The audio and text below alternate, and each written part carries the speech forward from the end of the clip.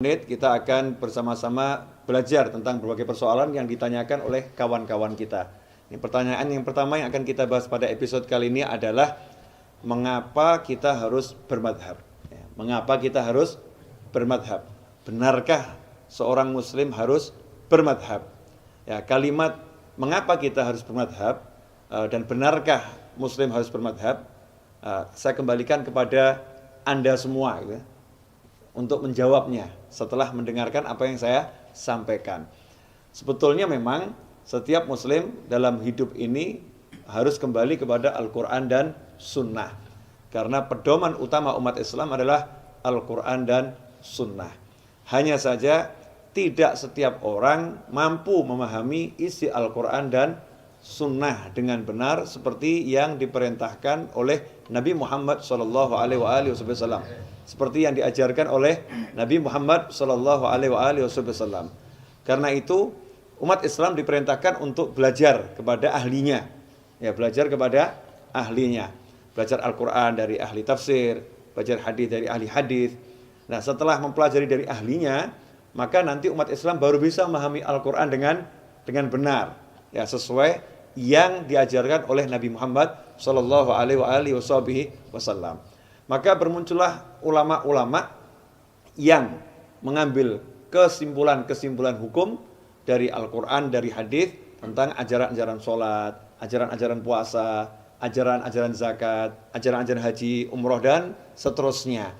Nah, ajaran-ajaran para ulama yang mereka ambil ilmunya dari Al-Quran dan Sunnah itu kemudian dibukukan oleh murid-muridnya, ya, dibukukan oleh murid-muridnya dan diajarkan dari generasi ke generasi berikutnya.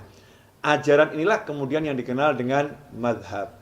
Jadi murid-murid dari Imam Syafi'i maka disebut madhabnya Syafi'i. Murid-murid dari Imam Abu Hanifah madhabnya Hanafi. Murid-murid dari Imam Maliki madhabnya Maliki. Murid-murid dari Imam Ahmad bin Hambal madhabnya Hambali. Maka Islam secara keseluruhan, garis besar, masyarakat muslimin ini kembali kepada 4 ulama besar ini. Kenapa? Karena keempat ulama ini sudah dikenal keluasan ilmunya, dan apa yang dibutuhkan sudah ada itu dalam uraian-uraian yang mereka beliau-beliau sampaikan dan beliau-beliau ajarkan. Nah, kalau ditanya benarkah kita harus bermadhab? Jawabannya benar, kita harus bermadhab. Karena dengan bermadhab kita selamat dari memahami Al-Quran dan Sunnah sesuai dengan pikiran masing-masing, dengan kepala masing-masing. Yang mana Rasul melarang, ya, kita belajar sesuai dengan kepala kita, pikiran kita. Man fasara Al-Quran bi ra'yihi falyatabawa maq'adahu minan nar. Siapa menafsirkan Al-Quran sesuai dengan pemikirannya sendiri, maka silahkan ambil tempat duduknya di neraka. Nah, agar tidak terjadi yang seperti itu, maka kita belajar pada ulama. Udah ada ulamanya. Alhamdulillah di Indonesia mayoritas mengikuti ulama yang bernama Imam Syafi'i, sehingga madhabnya dikenal madhab Syafi'i. Di negara lain mungkin berbeda. Di Mesir juga ulama yang dikenal adalah Imam Syafi'i, sehingga madhabnya adalah Syafi'i. Nah, kalau ada orang berkata saya nggak mau kembali pada madhab, Al-Qurannya ada, hadisnya ada, justru itu berbahaya. Nanti dia akan mengambil hadis secara tidak lengkap.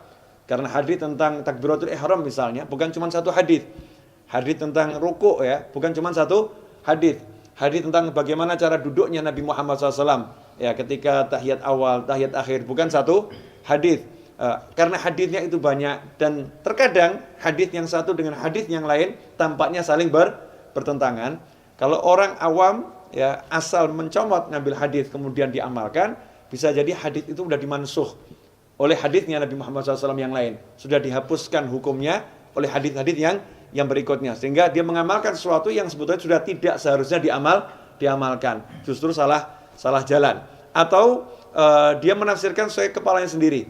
Kalau dibuka pintu seperti itu, maka setiap orang nanti mengambil Al-Quran, setiap orang mengambil hadis, sehingga muncul ajaran yang jumlahnya sangat banyak yang tidak terkendali. Nah, untuk mengendalikan ajaran ini sehingga tidak simpang siur, tidak salah paham, tidak salah tafsir, maka diperlukan metode belajar yang benar, dan metode belajar itulah disebut dengan bermadhab. Sehingga wajibkah orang bermadhab? Demi menjaga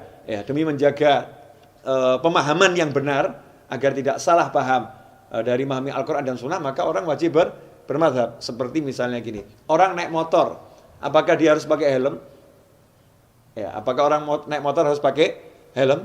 Memang pakai helm nggak ada kewajiban pakai helm, ada enggak?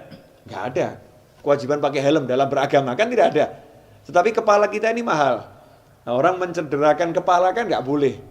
Ya, orang membuat kepalanya itu nanti jadi terluka kan nggak boleh. Demi melindungi kepalanya ini maka orang diberi helm. Jadi pakai helm, jadi penting nggak itu? Penting. Haruskah? Ya harus. Seperti dalam peperangan kalau punya duit ya beli topi baja itu ya dulu. Atau baju baja. Kenapa? Karena melindungi nyawa, jantung, kepala, itu bagian dari hal yang harus dilakukan. Insya Allah Anda bisa menyimpulkan sendiri ya, bagaimana kita ini bermadhabkah atau tidak harus bermadhab. Nah, sementara semua ulama yang saya sebutkan tadi, mereka semua mengambil sumber hukumnya berdasarkan dari Al-Quran dan Sunnah.